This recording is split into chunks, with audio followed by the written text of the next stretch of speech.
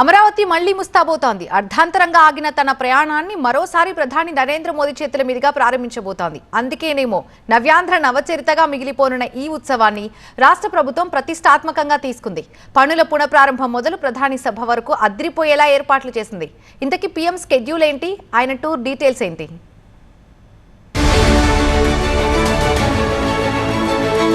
అమరావతి పునః ప్రారంభానికి సర్వం సిద్ధం. ప్రధాని పర్యటనకు ప్రభుత్వం భారీ ఏర్పాట్లు.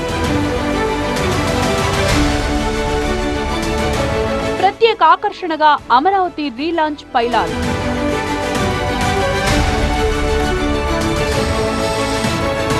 అతిథులుగా అన్నదాతలు, అతిరథులు. యావత్ దేశం దృష్టి ఇప్పుడు అమరావతి పునః ప్రారంభంపై కేంద్రీకృతమైంది. 5 ఏళ్ల క్రితం అట్టహాసంగా మొదలై ఆ తర్వాత అర్ధాంతరంగా నిలిచిపోయిన అమరావతి పనులు మరోసారి ప్రధాని మోదీ చేతుల మీదుగా ప్రారంభం కానుండటంతో భారీ స్థాయిలో ఏర్పాట్లు చేసింది రాష్ట్ర ప్రభుత్వం.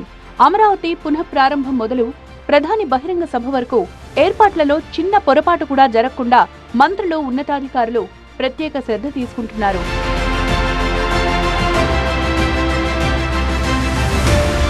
ఢిల్లీ నుంచి మధ్యాహ్నం 2:55 గన్నవరం ఎయిర్పోర్టుకు చేరుకోనున్న ప్రధాని మోదీకి మంత్రులు, కూటమి నేతలు స్వాగతం పలకనున్నారు.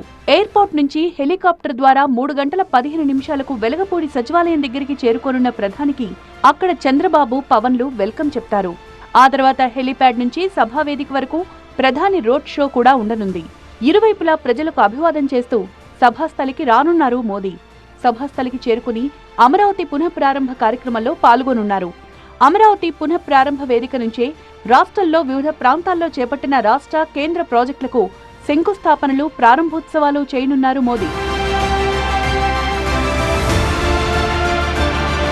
అమరావతి రీలాంచ్ కు సంకేతంగా ప్రభుత్వం ఏర్పాటు చేసిన పైలాన్ ప్రత్యేక ఆకర్షణగా నిలుస్తోంది.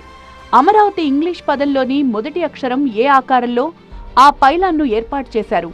21 అడుగుల ఎత్తులో పూర్తి గ్రానైట్ స్టోన్తో ఈ పైలాన్ను నిర్మించారు.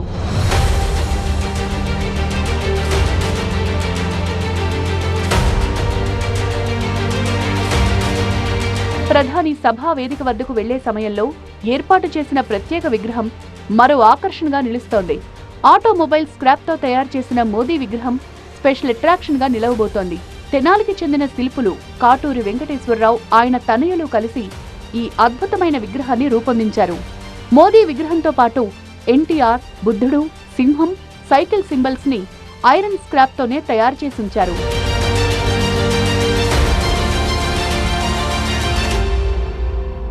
ఇక రాజధాని పనుల పునః ప్రారంభ కార్యక్రమానికి రైతులకు ఆహ్వానం పలికారు చంద్రబాబు.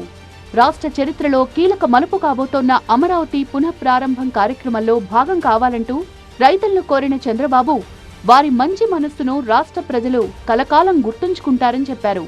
ఉండవల్లిలోని తన నివాసంలో రైతులతో ప్రత్యేకంగా సమావేశమైన సీఎం పలు అంశాలపై వారితో చర్చించారు. ప్రపంచంలో ఎక్కడా జరగని కార్యక్రమం అమరావతి నిర్మాణం.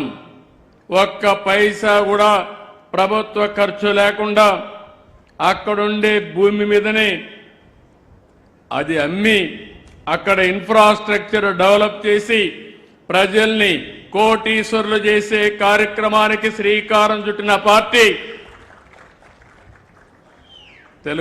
తెలుగుదేశం పార్టీ, ప్రస్తుతం ఎన్డీఏ పార్టీ. భూములిచ్చిన అన్నదాతలే కాదు, అతిరథులు సైతం ఈ వేడుకల్లో పాల్గొనున్నారు. ఉప ముఖ్యమంత్రి పవన్ కళ్యాణ్, బాలకృష్ణ, మెగాస్టార్ చిరంజీవి తదితర ప్రముఖులు మోదీతో వేదిక పంచుకోనున్నారు. 30 మంది రాజధాని రైతులకు, మహిళలకు మోదీతో కలిసి వేదికపై కూర్చునే అవకాశం కల్పిస్తోంది ప్రభుత్వం. ఈ కార్యక్రమానికి అందరూ ఆహ్వానితులే అని ప్రకటించిన ప్రభుత్వం ప్రధాని సభకు 5 లక్షల మంది ప్రజలొస్తారని అంచనా వేస్తోంది. అందుకు తగ్గట్టే ప్రజలకు ఎక్కడా ఇబ్బంది లేకుండా పకడ్బందీగా ఏర్పాట్లు చేస్తోంది. రైతులు అంటే వాళ్ళు త్యాగం చేసి కేవలం 58 రోజుల్లో 34,000 ఎకరాలు ఇచ్చారు. అందుకని ముఖ్యమంత్రి గారు స్వయంగా వాళ్ళని పిలిచి యాక్చువల్గా ఇన్వైట్ చేయడం జరిగింది. అదేవిధంగా రాష్ట్ర ప్రజలందరినీ కూడా ముఖ్యమంత్రి గారు ఇన్వైట్ చేస్తున్నారు. ఇది ఒక కార్యక్రమం కాదు, అందరి కార్యక్రమం. రాష్ట్రం యొక్క ప్రజల యొక్క ఆర్థిక స్థితిని మార్చే రాజధాని.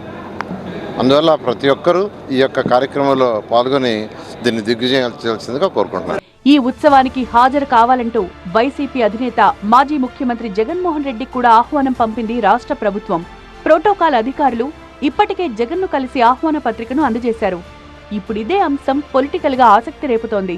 ప్రధాని మోదీ పాల్గొంటోన్న ఈ మహత్తర కార్యక్రమానికి జగన్ వస్తారా రారా అన్నది చర్చనీయాంశంగా మారింది. మొత్తంగా 1:15 పాటు ఈ కార్యక్రమంలో పాల్గొనున్న మోదీ సాయంత్రం 4:55 హెలికాప్టర్ ద్వారా గన్నవరం ఎయిర్పోర్టుకు చేరుకుని అక్కడి నుంచి ఢిల్లీకి బయలుదేరి వెళ్తారు.